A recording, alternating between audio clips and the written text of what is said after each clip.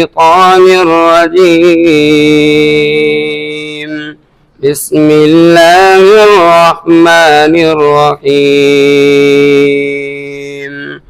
فلا صدق ولا صلى ولكن كذب وتولى ثم ذهب إلى أهله يتمطى أولى لك فأولى ثم أولى لك فأولى أيحسب الإنسان أن يترك سدى ألم يكن طفة من مني يمنى ثم كان علقة فخلق فسوى فجعل منه الزوجين الذكر والأنثى أليس ذلك بقادر على أن يحيي الموتى صدق الله العظيم.